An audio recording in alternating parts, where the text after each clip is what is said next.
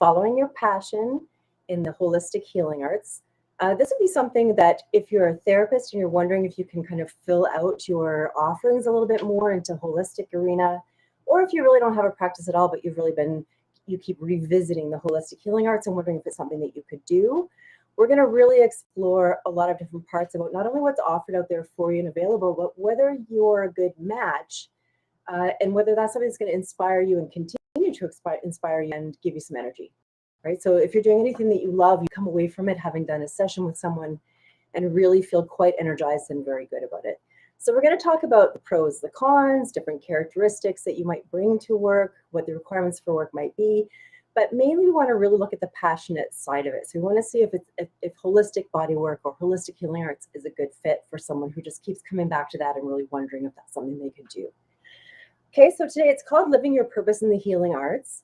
If you're thinking of a career in the healing arts, we're going to talk about what that would look like and if this can be a career full of passion and purpose for you. So we're going to look at characteristics of a successful holistic bodywork practice, the characteristics of a person who's running one of those, as well as critical questions that you can ask yourself and answer really, really honestly to see if this is a good match for you, as well as matching skills that you bring to the table with different kinds of holistic bodywork modalities, because there's actually quite a spread. There's really quite a long line of things that we offer through our school, but also that are just available in general, from very technical and quite therapeutic and clinical to more energy-based, maybe less evidence-based, but something that still people are searching for and that are effective. So we'll look along the whole gamut of what might be offered, what's available, where your leanings might be. And we'll give you some tools so that you can help assess where you might find yourself along that scale of the full offerings in holistic bodywork and therapy. So let's start with what are holistic healing arts. When we talk about the word holistic, we really mean something that follows the principles of body, mind, and spirit, or some kind of interconnection of whole health, not just a symptom-based approach to health, but a whole body approach to health, which also includes body-mind concepts like mental health or emotional health, along with physical health, and also might be assessed using spiritual health as a guideline, as each one of those elements would affect the other elements. So holistic health tends to be a form of body work. It tends to be referring to touch therapy and body work. It may be referring to touch that actually exists on the body, but the more energetic the approach, it may refer to touch that is off the body or the human energy field. And as an example, I could use something like whether you're working in the chakras for chakra balancing, you could do that in the human energy field or off body, or with an energy technique like Reiki or some kind of energy touch where you may be actually working slightly off the body. So you've got the option to work on body or off body, the more energetic the modality may be. Also, holistic bodywork tends to be non-invasive. It's a natural approach to the body, which means it's accessing the body's inherent self-corrective abilities. Okay, so that would be very consistent all across the board for all holistic bodywork approaches, is we're actually encouraging the body towards wellness, either by releasing or freeing up energy flow, removing energy blockages, helping the body to balance itself, which we might also refer to as homeostasis. Okay, so they're balance-centered, they're health-centered. It's using the whole body model, using touch, natural, non-invasive, in that it's not like, I suppose an invasive procedure could be called acupuncture, because a needle actually passes through the skin. So there's nothing that actually passes through any barrier. And another thing that's nice about holistic therapies is that they tend to be done with your client wearing all of their clothing. So for example, foot reflexology, the client remains clothed. Reiki, chakra balancing, all of those, your client can remain clothed. There might be an exception when we talk about lymphatic drainage. That's generally done with a very, very light touch on skin. And when we teach lymphatic drainage through the Atlanta School of Reflexology, we encourage clients to be told to wear a non-underwire sports bra or bikini and underwear or shorts. Okay, so there's never actually the potential of undraping a client accidentally, but then with lymphatic drainage, they would also have draping techniques, which means they would have a sheet over them at different times of the session in different ways for draping. Okay, so non-invasive, a type of body work, any kind of touch, from an in-depth touch, like some reflexology might employ to an energy touch that's in the field, and allowing the body to access its inherent self-corrective abilities. Okay, so that would be generally what a holistic body work modality would be. And it does involve the body achieving or attaining some kind of balance through increasing energy flow or removing energy blockages, allowing the body to self-correct, some kind of energy principle for energy balance. Okay, so examples of holistic body work therapies would be reflexology, that would be one. We're accessing somehow the energy processes of the body by pressing these little buttons at areas of the body that have maps. Okay, so just as an example, a reflexology map would be on the feet, which I do have here. So we have 2 feet together would represent the whole body, with the head and neck being at the toes and the pelvis being represented by the heel. And all of the organs are kind of stacked within that model according to reflexology map, in that each reflex body part that you touch at the foot level is somehow stimulating a message to be sent to that organ or body part or gland, which is eliciting a self-correction response. Okay, so reflexology has multiple different maps. Interestingly, and we might get into this a little bit later, each map might have its own particular gift. Okay, so just as an example, if you are deliberately trying to detoxify a body, then foot reflexology is probably the best one to go to. If you're deliberately trying to work with very intimate nervous system processes and really calm the body very, very quickly, mental health aspects, PTSD, anxiety, then you're probably going to want to go towards something like face reflexology, which really keys into the nervous system very, very quickly. Okay, so they all have their differences and their gifts. They're a little bit different, each of them, but they all have in common that they've got an energy map that represents the body, and there's corresponding reflexes that will elicit a response in the larger body at the same site. Okay, so we have reflexology that we could use as an example. We also have types of energy-based bodywork or very light pressure bodywork. So some examples of that might be energy-based, where you may not even employ touch, or your touch is employed off the body.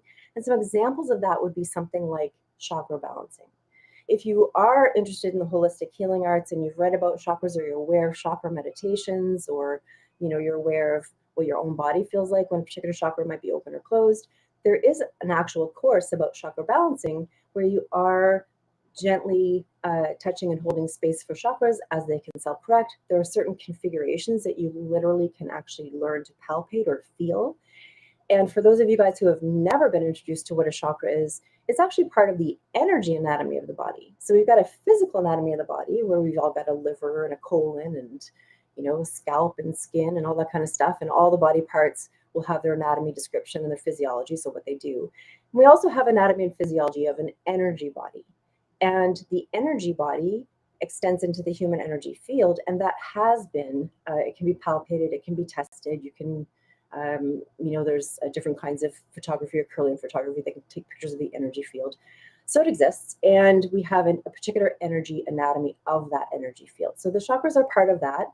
They're energy vortices that spin, and they draw energy into the body and metabolize it, use it for processes, and they also offlet energy that is done being used for certain processes.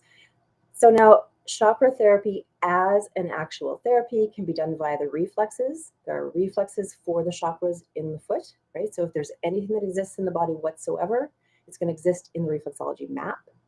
So an energy anatomy representation of chakras will also exist as an energy reflex for the chakras. But we also teach a course about chakra balancing, which is actually literally working on the chakras themselves and assisting a client with chakra balancing. They can be depleted, they can be overfilled, and we have techniques that we can use to help people with that balance. Okay, and then other kinds of energy therapies that might exist as you move more energetic, kind of coming away from more touch, which would be a good reflexology example, or even a light touch example, would be lymphatic drainage. And lymphatic drainage would be an awesome technique to use. For example, it affects how the fluid of lymph, which is the watery part of the tissues, the lymphatic system removes excess fluid from the tissues and returns it to the bloodstream where it becomes plasma again.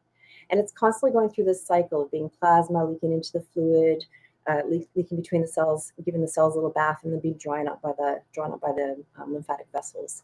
And while it's doing that, it cleanses the lymph through the lymph nodes. So there's a whole process that happens where this watery part of the body constantly gets recycled between being blood plasma or being lymph, getting drawn up through its own lymph vessels. So when you might scrape yourself and see that it's enough that you want to cover it with a Band-Aid, and a little bit later you take the Band-Aid off, it hadn't bled, but there's like this little bit of yellowish clear fluid there. That's essentially what lymph is. And if we have anything like a surgery or a fall where you swell, it's actually fluid moving to that area. So it can carry things to the tissues that was healing. That's also lymph. But we also have processes that exist within the body that are just inflammatory processes where there's an unnatural inflammation that's happening because something is imbalanced, which means there's unnaturally too much inflammation or too much fluid in certain areas.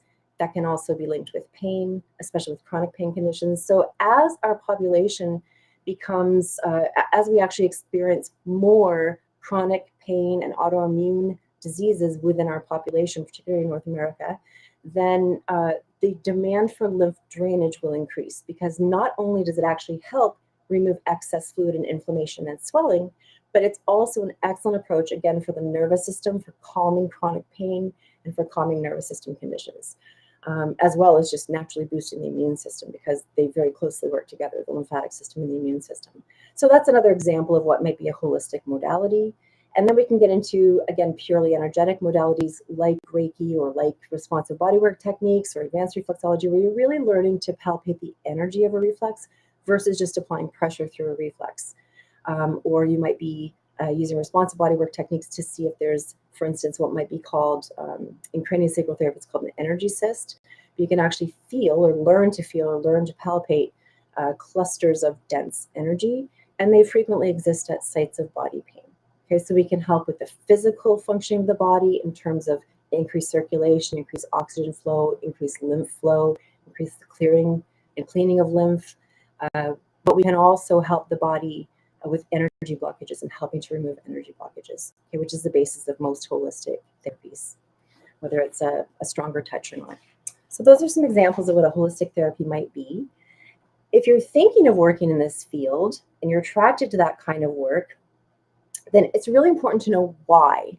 What might you expect to get out of that? But also, like, why are you attracted to that? So what kind of things actually makes you look into the holistic health field and think, maybe that's something I could do? So some questions you might want to ask yourself: are you fascinated with the human body?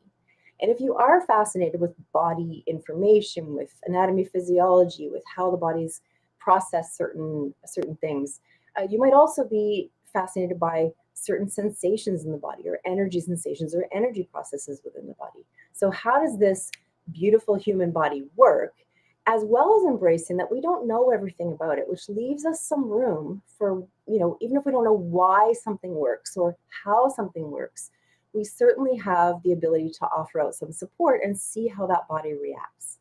And in most cases, the body is reacting very favorably to the types of support that are offered by holistic therapies. Okay, and I'm going to back that up a little bit later with some studies about holistic therapies and body responses, but also just the magic of touch. Okay, so just touch therapy all by itself, if you're deliberately and intentionally offering a supportive touch, even that by itself is helpful, even if you haven't yet chosen a particular modality that you're really interested in studying. And that's kind of one of the other things is, like, do you happen to be someone who just naturally touches? So do you naturally help yourself with a healing touch when something doesn't feel right? Put your hand on your heart when you feel anxious, or cover something when you've bumped it, or cover, a child's knee if they've fallen down and hurt their knee. So do you automatically use your hands? And that's one of the kind of inclinations towards actually learning why you're doing that and how you could do it in a more therapeutic way, and then how you can track results when people come see you for specific reasons to help them with. Do you find yourself already using your hands to help yourself or others feel better? So that's what that question kind of encompasses. The next one is, are you looking for meaning in your work? And this is one of the root causes, or the root reasons why many people actually approach us as a school and want to start their training with us. Even if they have zero experience in bodywork whatsoever or in the holistic field, they may really be searching for something that has more meaning. A couple of the groups that are fairly common for coming to study with us would be people who are either facing a retraining offer. Either they've lost their job or they've had stress leave from a job, and they're looking for something that's actually more in line with their authentic self, like with their own values and their own beliefs, something they can feel good about and be in charge of their own time and feel like they're helping other people and contributing in a meaningful way. And the other group is maybe not someone who's retraining because of a loss of a job, unnaturally or because of illness, but because of a natural phase in work, which would be retirement.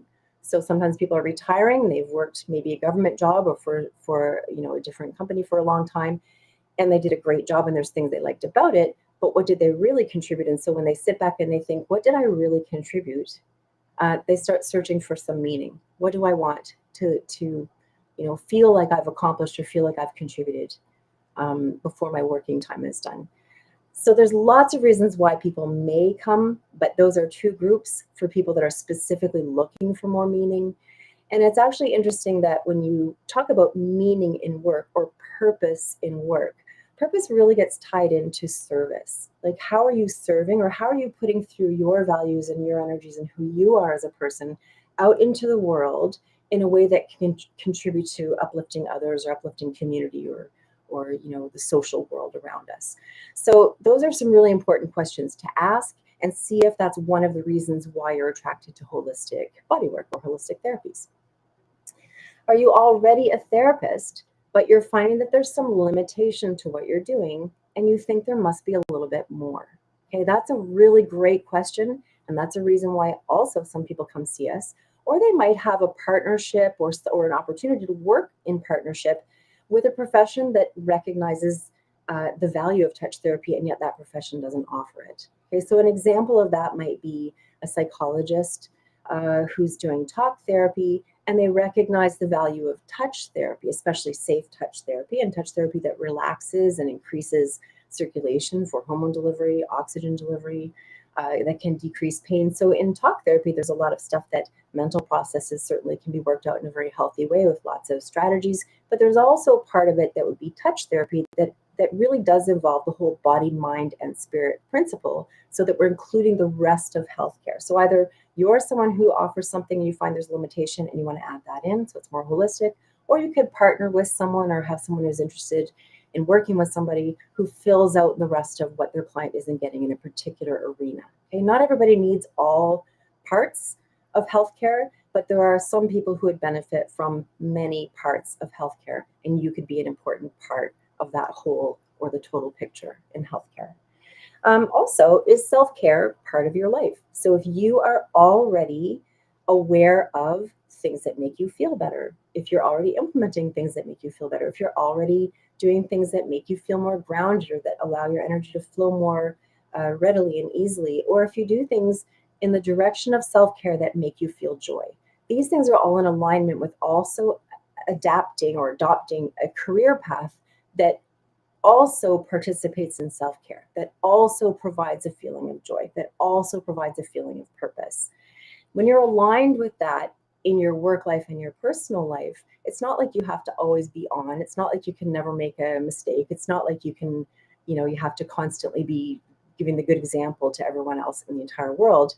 But what it does is, during your sessions, things that you might be reminding your clients of might also trigger a reminder to yourself, right? So are you drinking enough water? Are you actually putting good, healthy things into your body? Are you taking time for yourself? Are you taking time to relax and counteract the stress response?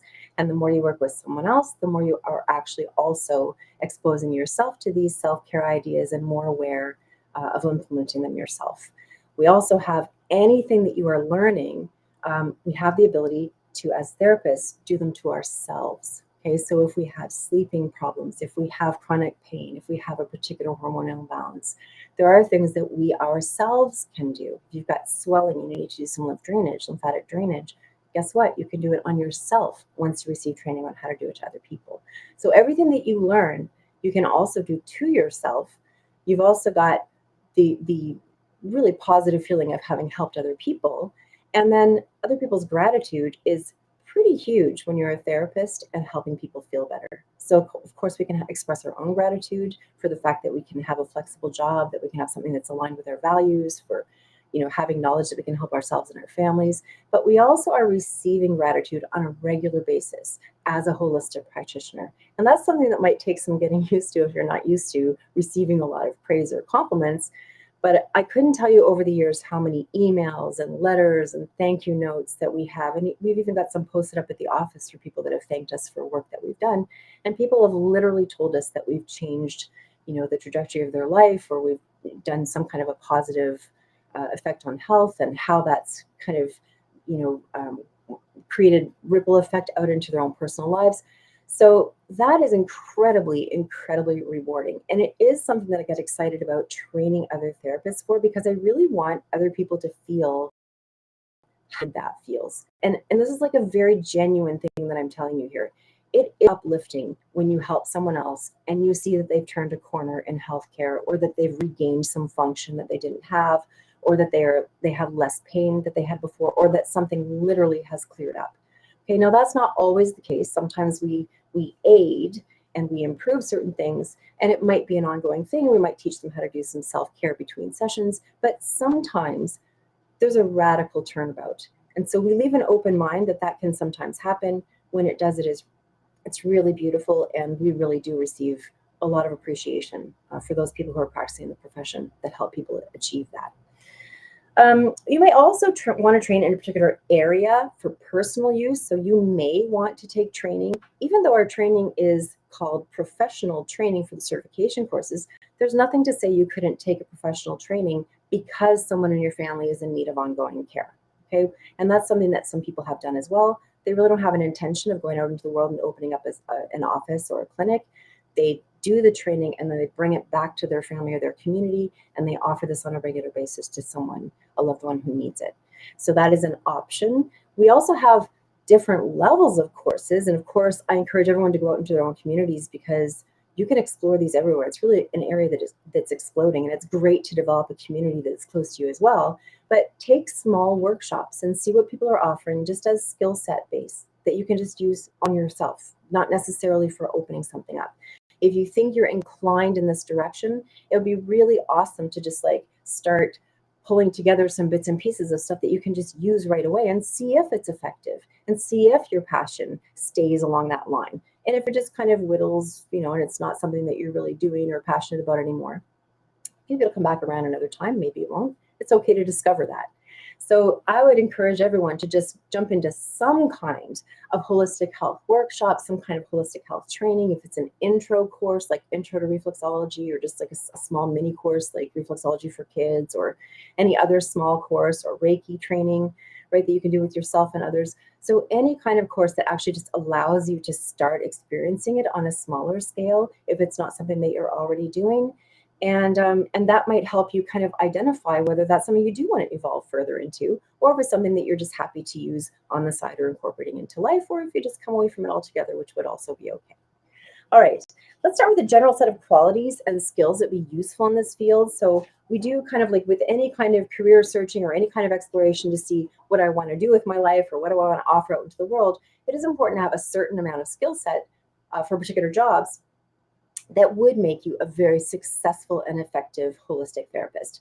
So the first five, the top five that I have in terms of what kind of qualities and character you would need to have in order to really succeed at this. The number one is a desire to help others feel their best, or a desire to help others overcome an obstacle, a health obstacle.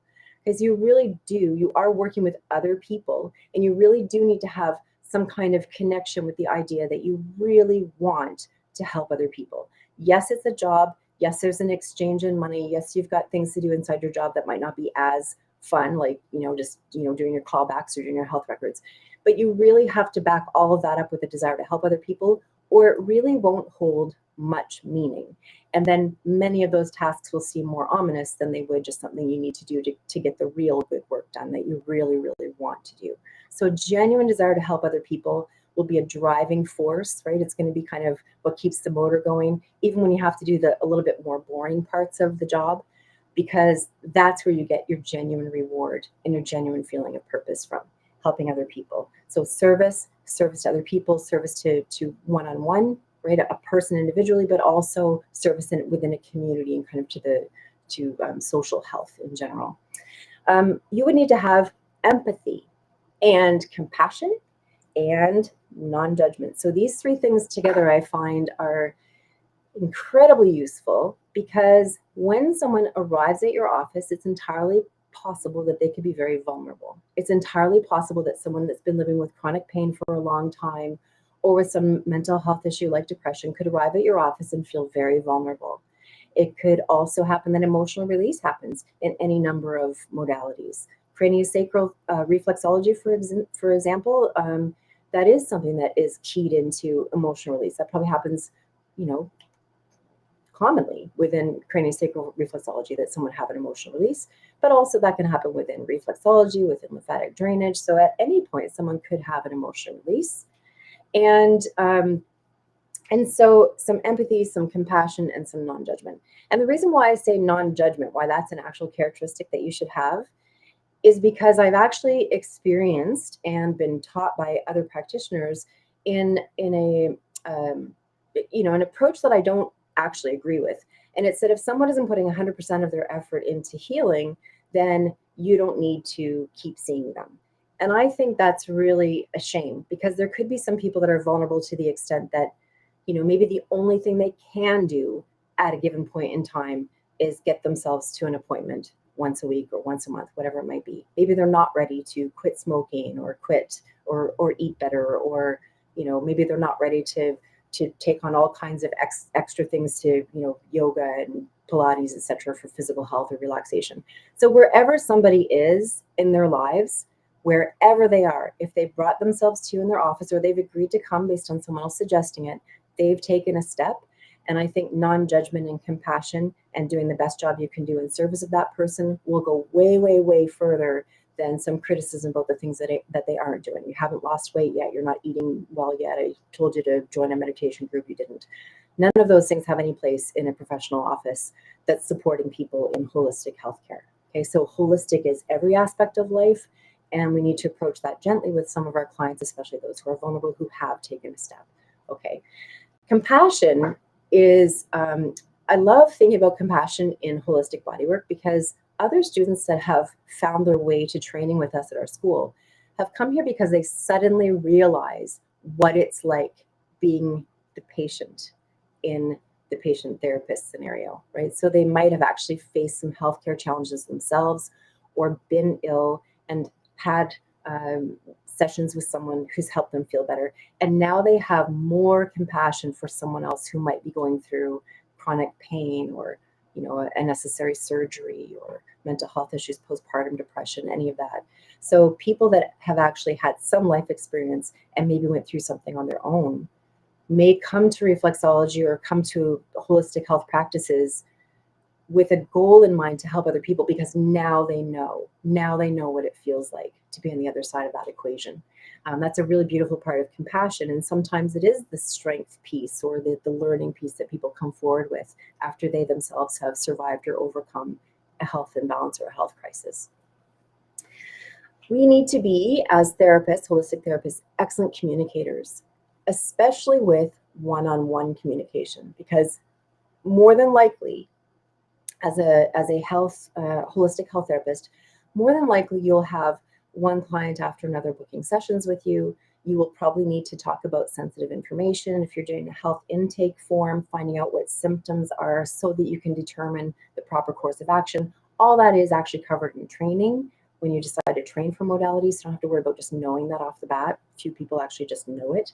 But it does involve respectful communication. It does involve asking the right kind of questions, and it does involve listening really well. And there's another part of communication that is valuable in holistic health training or holistic health therapies from the therapist. It's listening to nonverbal cues. It's a kind of listening where you're watching. Is your client lying on the table clenching their jaw or clenching their fists? How is someone, do they seem like they are tense and not able to yield to a session, or not able to relax? Are they incredibly talkative because it's really hard for them to just let go?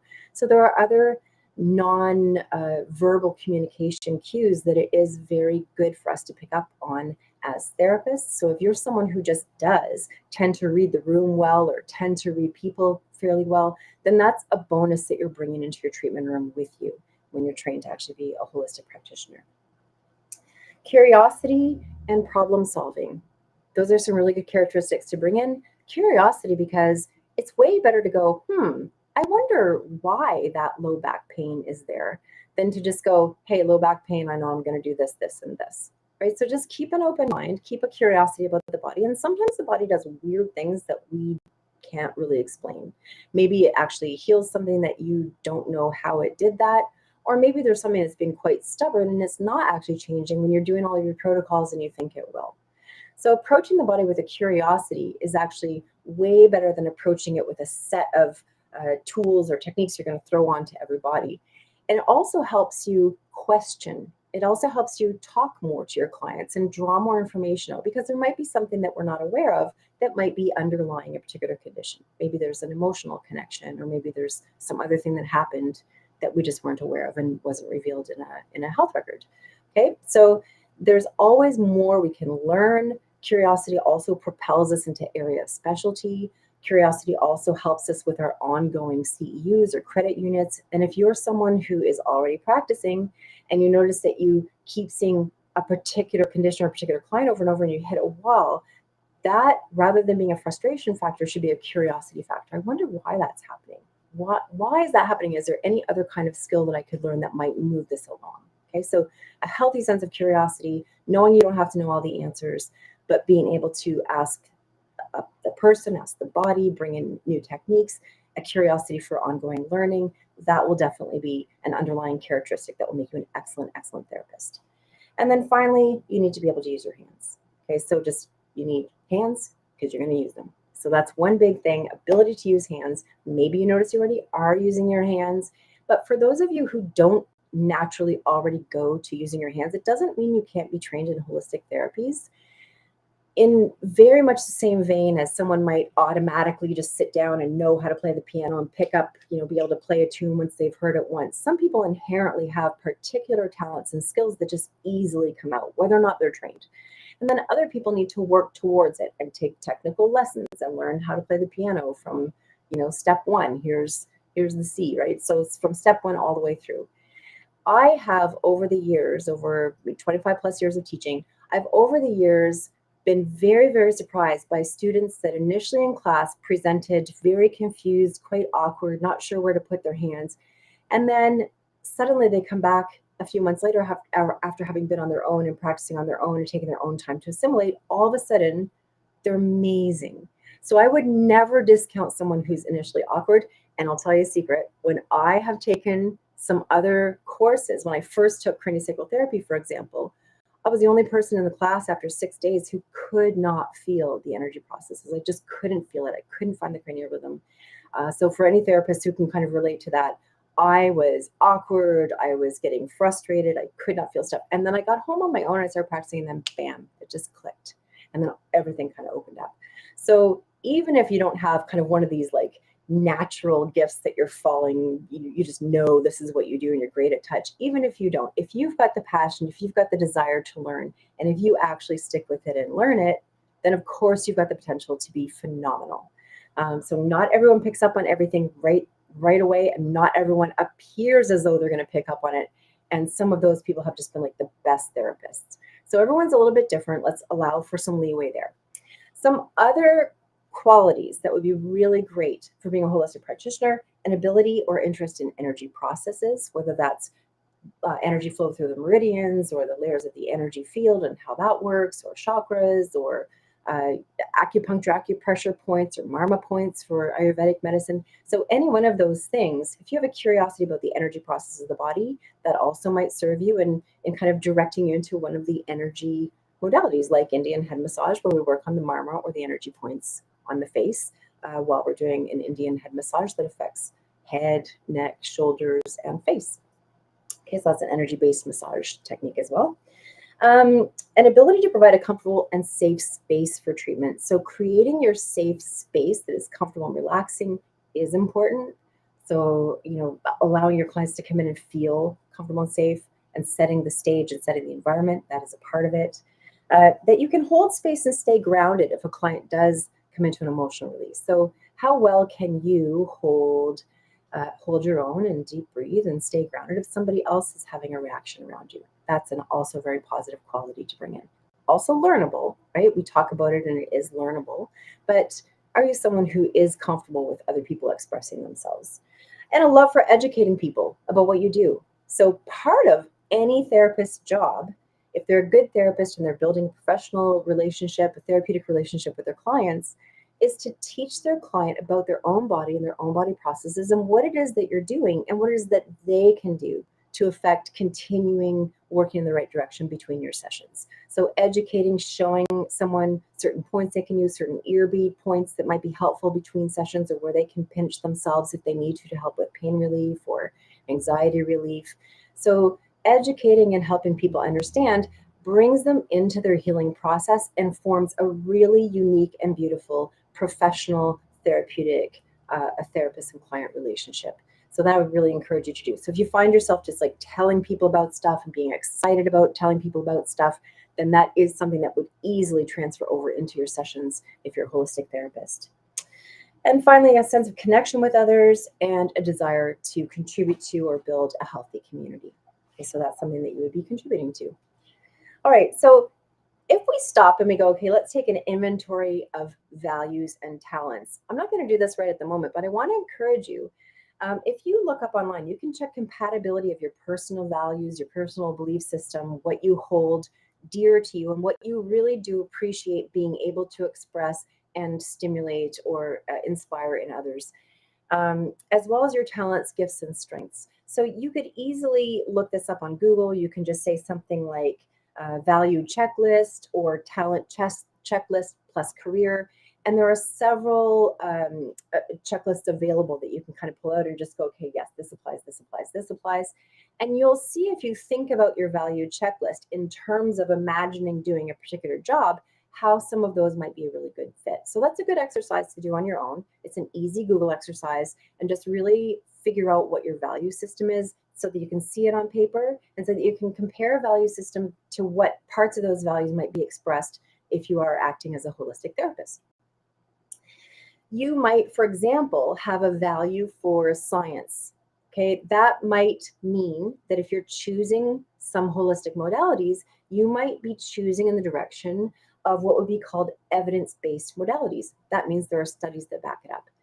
Lymphatic drainage is amazing for an evidence-based modality. It is easy to learn. It's incredibly light and gentle, and it has years of studies behind it that show that it is effective in reducing inflammation and swelling, in treating chronic pain conditions, and in also deeply affecting the nervous system and calming the nervous system, as well as immune boost in general. So people who have regular lymphatic drainage sessions tend to get less colds and flus.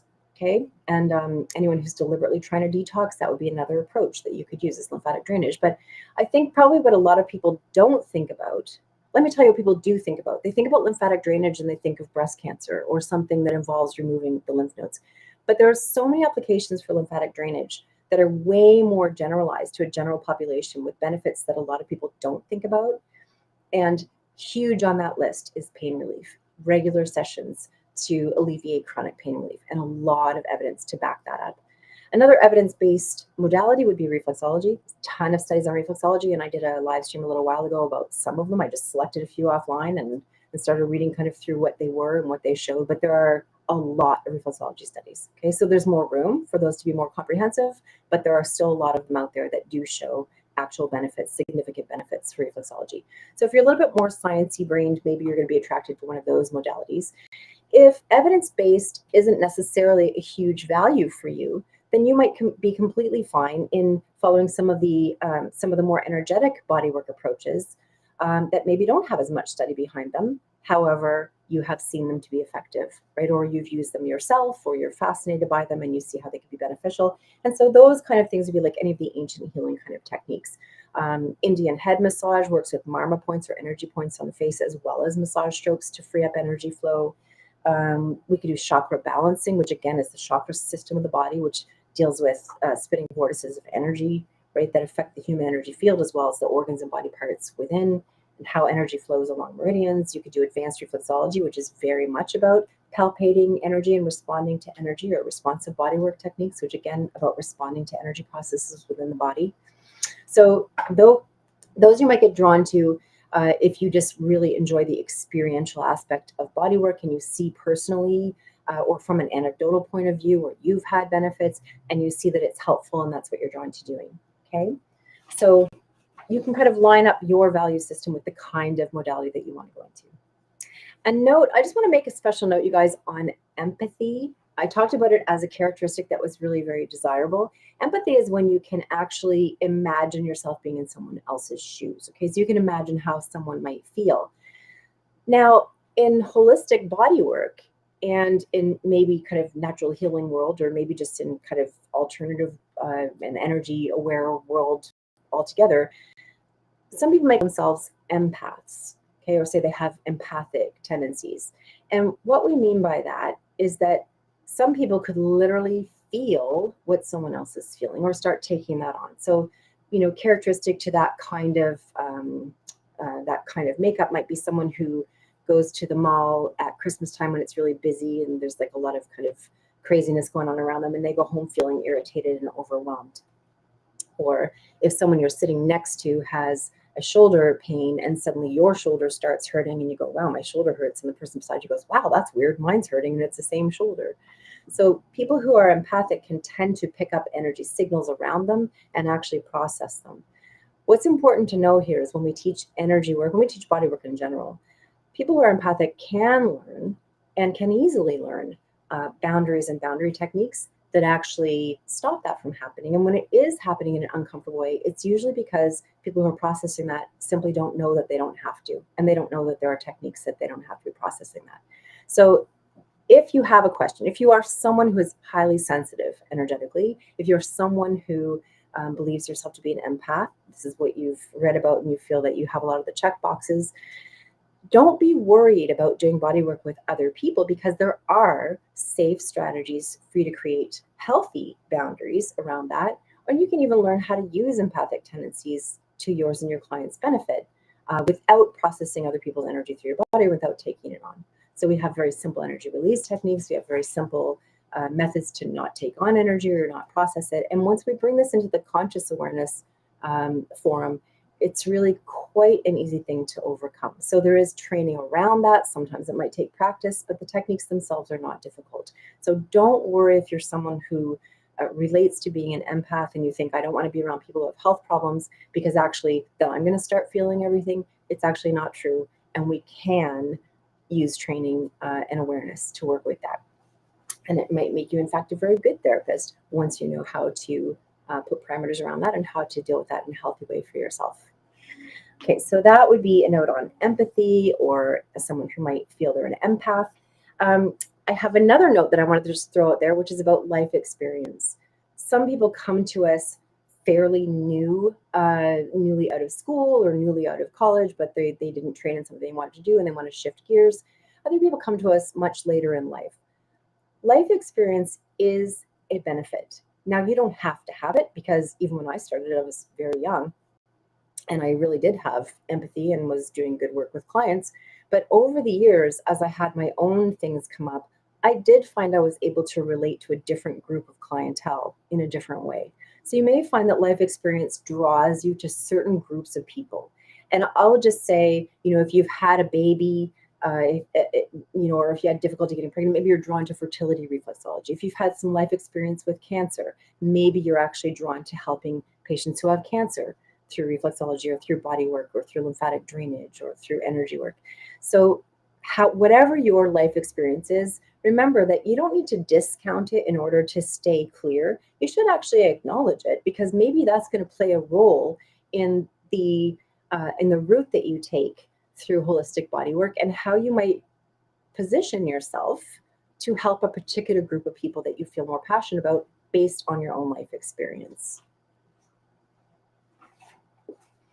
Okay, I have a couple of things to mention here about just job satisfaction in general. So I pulled this little study up online. I thought it was an interesting one. It's called Applying Existential Theory and Intervention to career decision making. And here's what it says.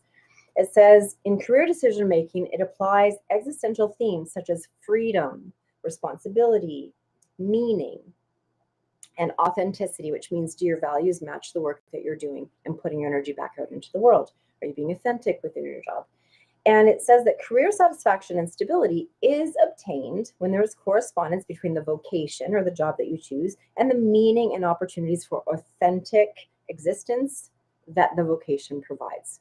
So it's just a nice little thing to go like, yeah, if my value and myself is aligned with what I'm doing and putting out in the world, I am actually going to feel more satisfied, more stable, and happier about my work.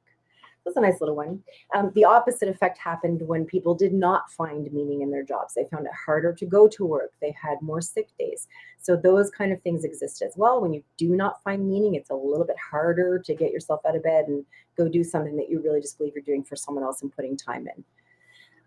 Happiest jobs in the world. I like this one too. So I looked this up really quickly for like job happiness factors, etc. And the happiest jobs in the world have these 4 traits in common. And this would be, this is Science of People that came up with this. Pro-social is number 1, interacting with people and helping them in some way. So does holistic healthcare do that? Yes, check that box. Creative, being able to see a vision and make it happen. Now, this could be a vision of setting up your office in your business or, working in someone else's clinic, but it could also be a vision of your client's health and how do you get there, and being creative about how do you develop a treatment plan. And if that treatment plan that you're working on doesn't seem to be going in the right direction or how you thought it might, can you be creative enough to think outside the box and turn things around and maybe bring another tool in or whatever. So that kind of curiosity and creativity in developing a treatment plan, seeing the outcome or having a goal outcome with client health, and of course with your own health, that would also apply. Thirdly, teaching. Jobs that allow others to learn from your experience. And as I said a few minutes ago, if you are an effective holistic therapist, you are also involving your client with the excitement about where they can go with their health, right? You're involving them with understanding what their body's doing, where their energy's going, what processes may not be working well, what processes need some help, okay? And then also lifestyle choices, right? What happens outside the office counts. So they can look at some other lifestyle choices to bring that kind of thing in. But teaching is definitely an inherent part, especially if you're doing a kind of modality that is not generally and publicly well known. So you might be just explaining to people what you do for a living. That might be the teaching component. But I think the strongest version of that is actually with you and your client, where you're helping them understand how they can take control of their own life and things that they can do for promoting their own health. And finally, protecting. Jobs that protect are jobs that help others, keep others from danger or from bad health. And again, check. Okay, so dangerously progressing bad health or providing support and allowing the body to self-correct when it can. So these 4 things, these 4 traits are the traits of the happiest jobs in the world that have these 4. And I can confidently say that these are 4 traits that I have experienced in my job as a holistic therapist and that you would be able to also make use of. Additionally, the principle of service applies here. I don't know if you're an Oprah Winfrey fan or not, but Oprah talks a lot about service in terms of meaning and purpose. So purpose of a job, if your job is to have purpose, it has to somehow be linked to service. Are you somehow serving or putting out into the world something that is uplifting someone or groups of people? And that links also very strongly to happiness. Happiness and satisfaction is if you're serving and find a way to look at how you are serving through your job, whatever it might be, and then linking that to happiness. And then that is highly linked to gratitude. So I talked about that very briefly before, in that we do have clients that are incredibly grateful for changes that they go through, and we do hear about it as therapists. You can exercise your own gratitude for the skills that you learn, for the opportunity that you have, for having your own flexible hours, for having your own space, for being your own boss, or for working in a community of like-minded individuals who do support one another and who do actually prioritize self-care and caring connections and relationships. So, gratitude for your own kind of job, but also the gratitude that comes at you. It's a two-sided coin, and all of that does actually help release the happy hormones in the body and really help you feel good about purpose. Okay, if I shift gears right now and talk about money matters, because if we're talking about a job, we should really talk about money. So first of all, over the years, these philosophical questions come at me fairly often about money, okay, with holistic practitioners, because there's a certain branch of maybe spiritual practice that believes in service without asking for something back. If you're looking at a vocation, a job, a career, clearly you need money to be coming in for that. And that is not philosophically a problem if you're doing something in the energy healing arts or in the holistic healing arts. If we think about any kind of healthcare, there is a cost for that.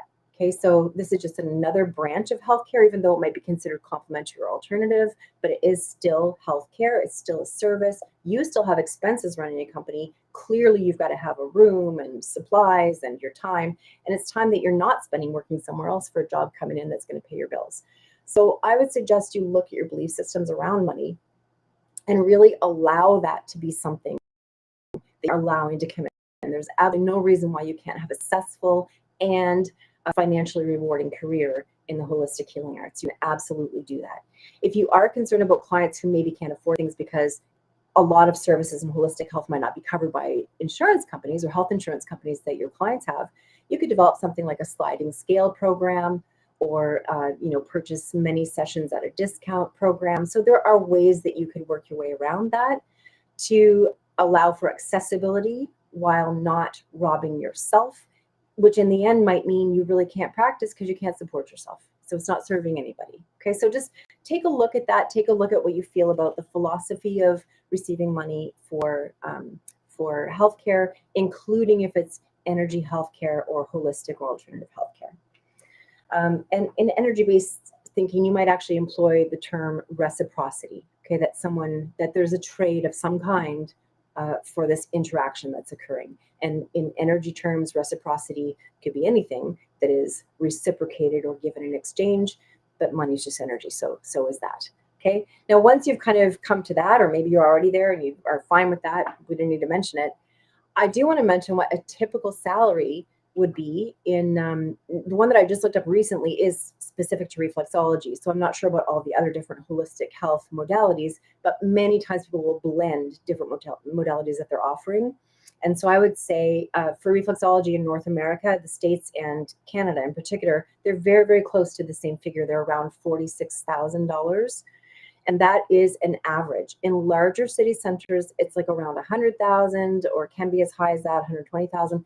And in smaller, more rural areas, and even province to province in Canada, this changes. Like, say, for instance, between Ontario and Nova Scotia, there'd be quite a difference.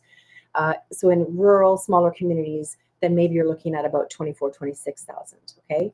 But also, you're comparing that against what it is that is your cost of operating, okay? And then anything that you're doing that's a cost of operating offset with your revenue.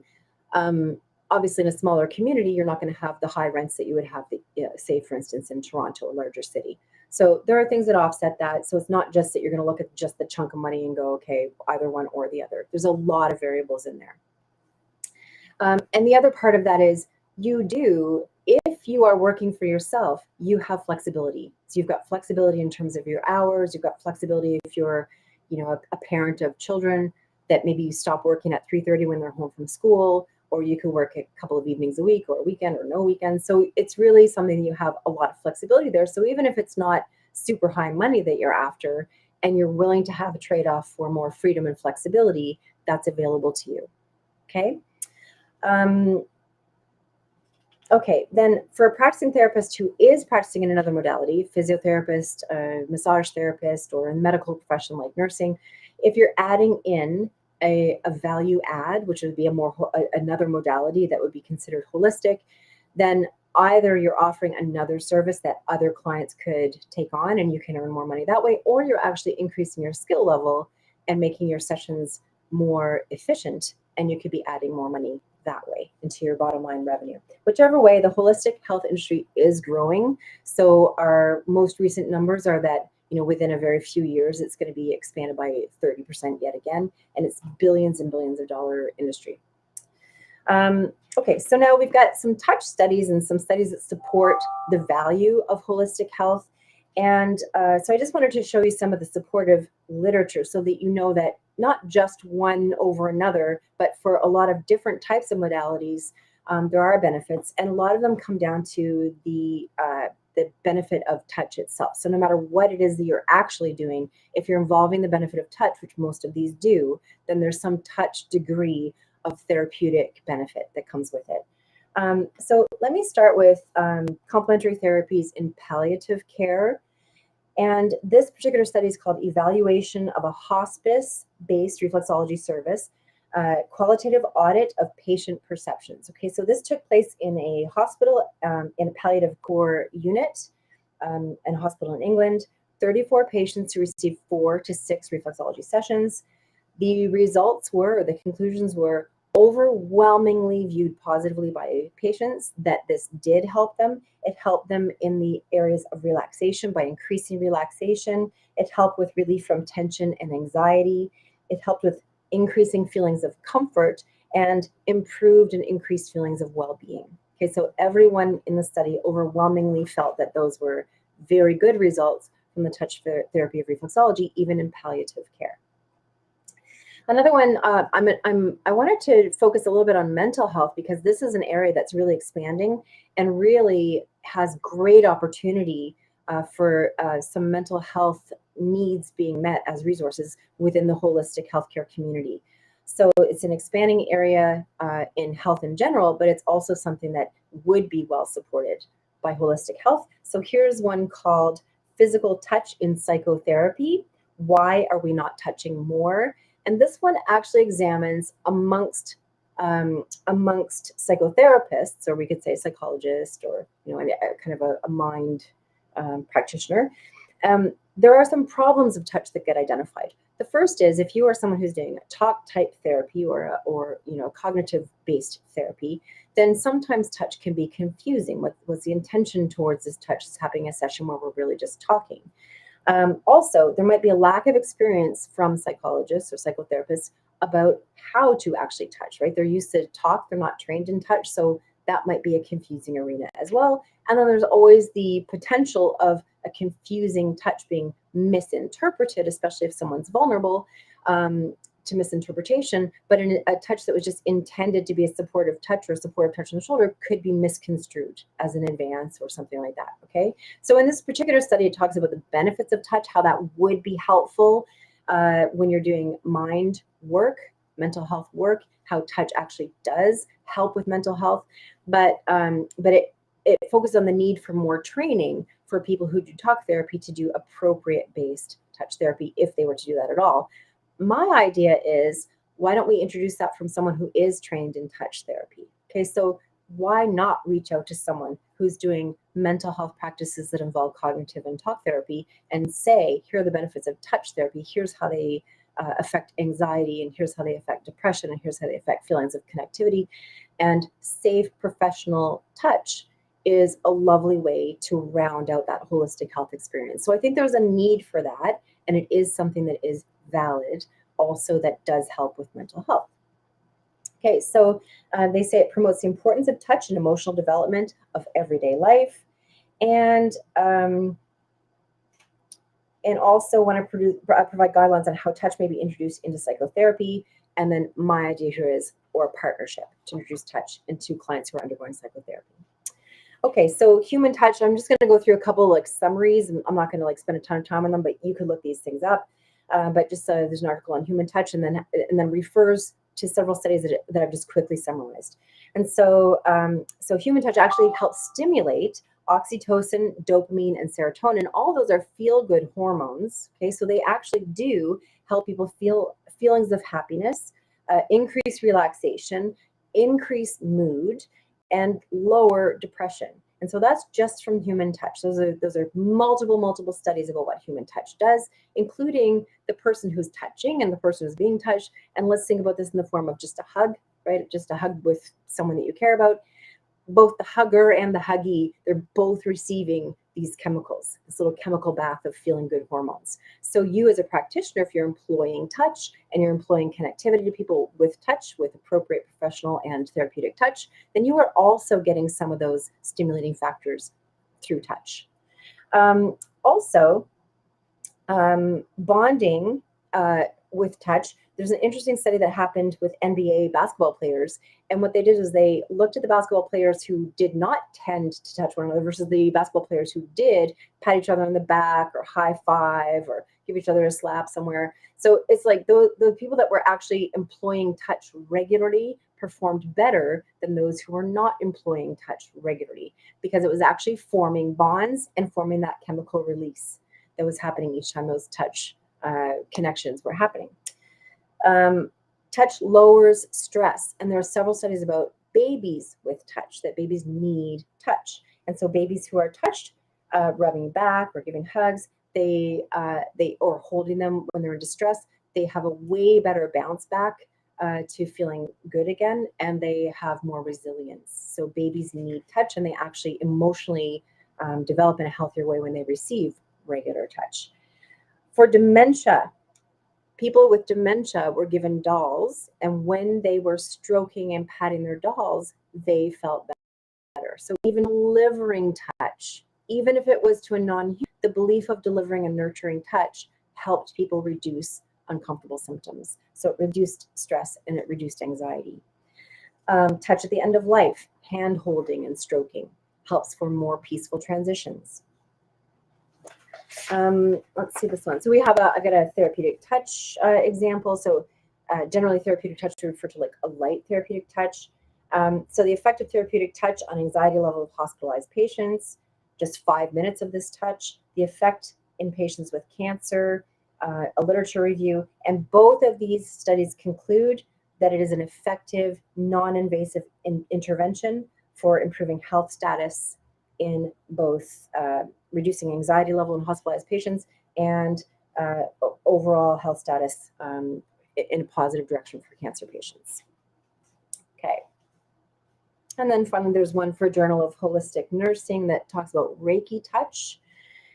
And it's called the Evaluation of the Impacts of Reiki Touch Therapy on Patients Diagnosed with Fibromyalgia who are followed in the pain clinic. And according to several standardized data inventories, the Reiki group reported lower pain levels, significantly lower pain levels, lower anxiety, and increased physical function. Okay, so there really is a lot of stuff, a lot of data that supports touch therapies in general. Holistic approach when we are using our hands to touch is very valid for overall health and for especially pain relief, anxiety relief, better function. Okay, so whatever training you're looking at, here's some questions you might want to ask yourself to help narrow the field. Okay, so including your physical capacity, like how much physical effort do I want to put into something. So for example, for Indian head massage, you are standing, you're doing a fair amount of tapotment, you're doing a fair amount of very brisk movement. Same thing for Asian reflexology. There's like a lot of movement-based, very fast, dynamic movements, versus if you don't want to put as much strength or movement into something, that you might go for something very gentle like facial reflexology. Foot reflexology and hand reflexology really can really span that whole entire range, because you can do reflexology with a deep pressure, and there are many kinds of reflexology that really employ that deeper pressure, including using tools, to a very, very light pressure, or even an energy pulsing, or an energy, just static contact, just sitting on a reflex, radiating energy. Okay, so that'd be more like the advanced kind of reflexology, or maybe even relaxation reflexology. We're using a very, very light touch versus a deeper touch. So that really spans the whole entire range, reflexology all by itself. But there are certain things that will be a very light touch versus other things that be a deeper touch in terms of modalities in general. Lymph drainage is one thing. Lymph drainage massage is an extremely light touch. So even if you're someone who's a massage therapist who's starting to notice their hands are starting to be bothered by the deep tissue kneading and massaging, you could take something like lymphatic drainage, because it's incredibly, incredibly light, and you're not using pressure for lymphatic drainage. Okay, and you could either do lymphatic drainage on body or lymphatic drainage reflexology on feet or on hands. Okay, so knowing some of these questions can help you kind of figure out different training avenues, or even your areas of interest. So do you have passion for a particular group of individuals? Do you prefer maternity care or postpartum care or infancy care, so you could do reflexology with babies, then you might want to take maternity reflexology, fertility reflexology, reflexology for kids. So there's specialties that we can branch off into. With a foundation reflexology course, you really can address these areas, but if you're really passionate about something, you might want to learn all you can about it. And so there would be extra learning or advanced learning connected with some of these areas. Are you more clinical and working on evidence-based things, and you like problem solving, you like developing treatment plans, you like tracking results through methodology and health records, then you're probably going to want to do something like reflexology, where you're really tracking those results, or clinical reflexology or advanced reflexology, where you're really going through breaking symptoms down into like a good symptom inventory and tracking them over time with a developed treatment plan that would be valid. For mental health, you might have a real draw towards mental health care, and this is a growing field. So Indian head massage helps people with depression and clearer thinking. Face reflexology helps really tune into that nervous system, and people have ADD-related benefits from that kind of thing. Lymphatic drainage, also incredibly keyed into the nervous system and very good for mental health, as well as reflexology. So all of those things, that would be what I would recommend starting with if your passion is mental health, because there are definitely things within the holistic health industry that are geared towards helping with those symptoms of mental health, including just the bottom line, touch, human touch. Okay. You could maybe have a draw to working with clients who have, or patients who have cancer, working in cancer care. And that includes potentially working with people who have terminal cancer, potentially helping people through the death experience, in keeping things calm and less anxious and less pain and better sleep. So transitional palliative work is also something that people could specialize in, as well as, on the other side of it, healing from surgery, boosting immune system, etc. So cancer care is one area that people could specialize in. And a lot of people come out of cancer and live very healthy lives and have a very healthy immune system. And so upkeep and prevention is also part of that on the other side. We could specialize in something like detoxification. Okay, so again, foot reflexology is amazing with that. Lymphatic drainage is amazing with that. We even have ear beads where there are specific points that help with detoxification. So that would be something like quitting smoking, or a full system detox for someone who's had like long-standing multiple system sluggishness, or systems that aren't working or balanced, or it could be detox from potential drug use. So there are actually benefits and approaches that you can use with holistic modalities and detoxification.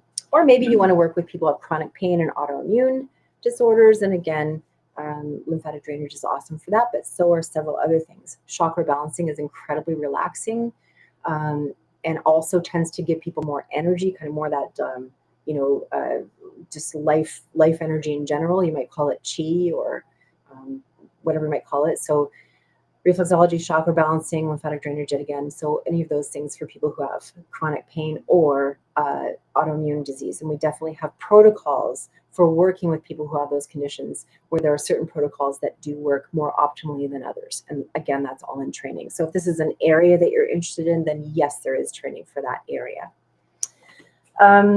Okay, so pros and cons might be something like, are there some things you wouldn't like to work within a particular modality? And this is what I'm going to suggest you. I'm going to give you another little piece of homework, which is just look up whatever modality you're interested in, and see if you can find like kind of a controversial article, or something that actually is something that actually says it doesn't work. So look up the opposite side of this and read the other opinion, read the opposite opinion for things that say it doesn't work, and here's why.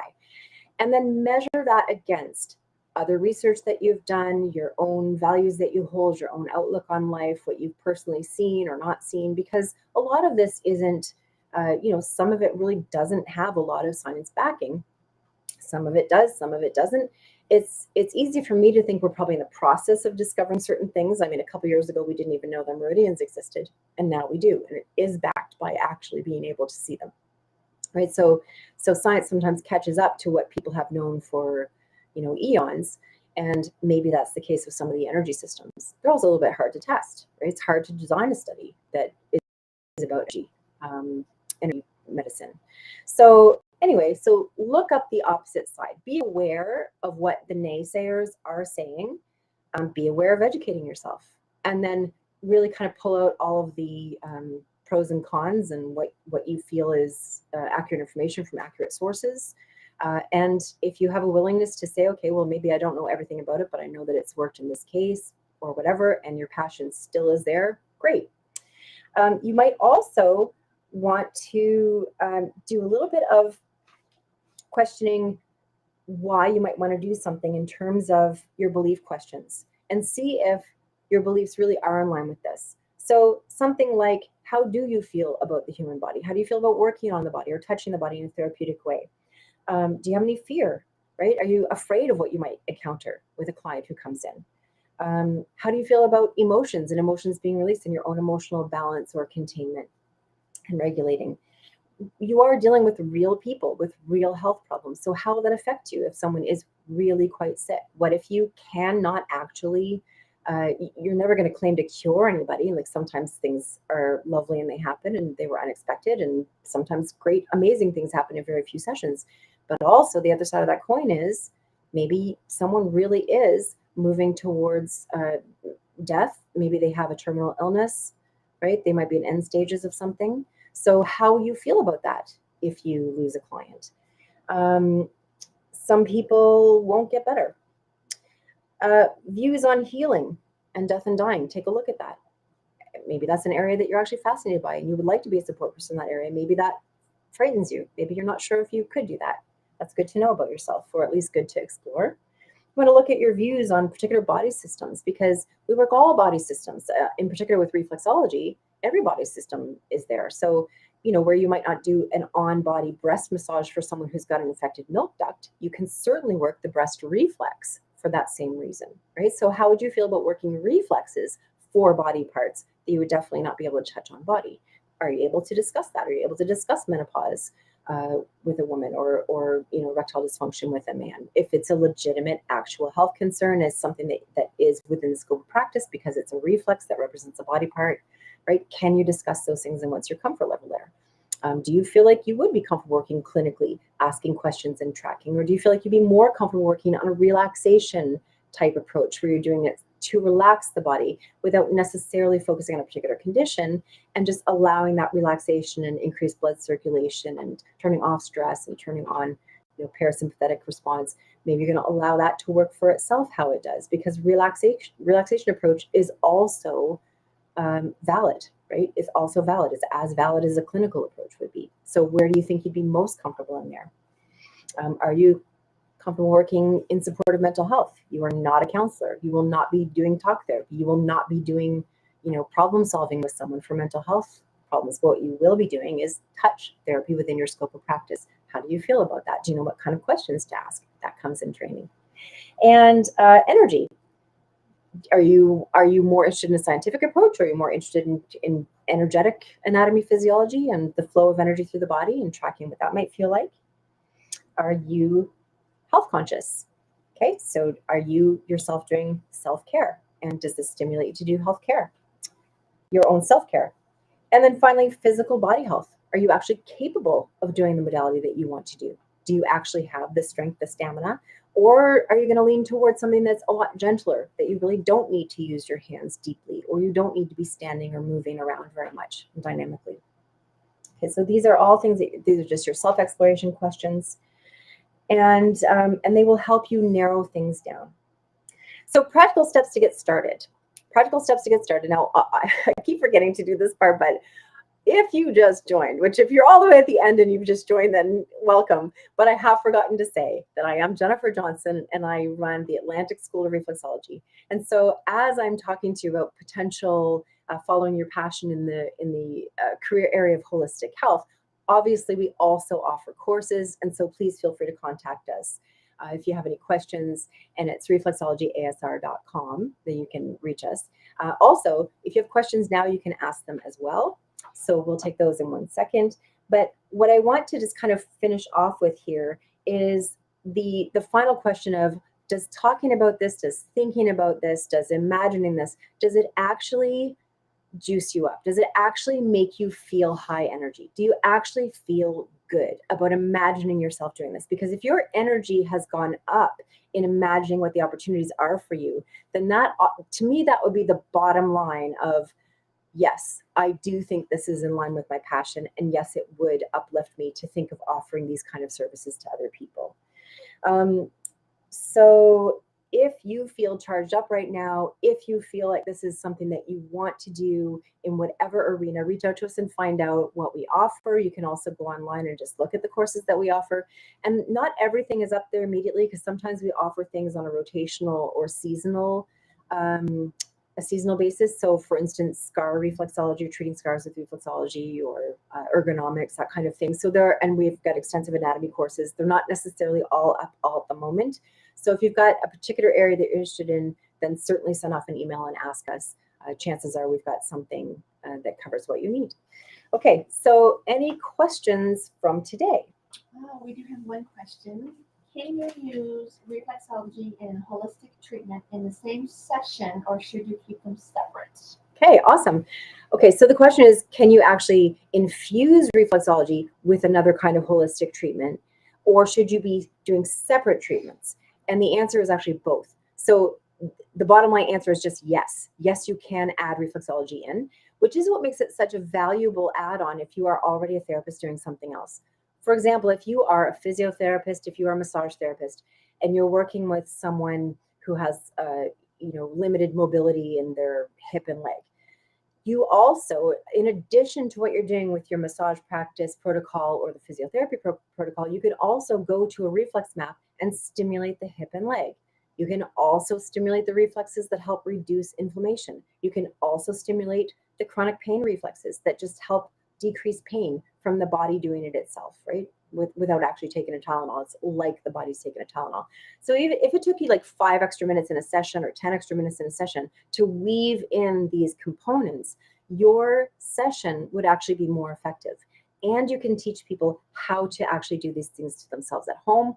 Or you could learn ear beading, which is actually an ear bead putting pressure on a particular reflex from the auricular reflexology or ear reflexology point of view, or auricular therapy, which means you can give people a value add by just popping a bead on to take care of stuff between sessions.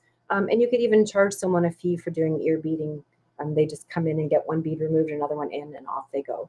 Okay, so there's lots of ways that you can wrap modalities together without them having to be totally separate.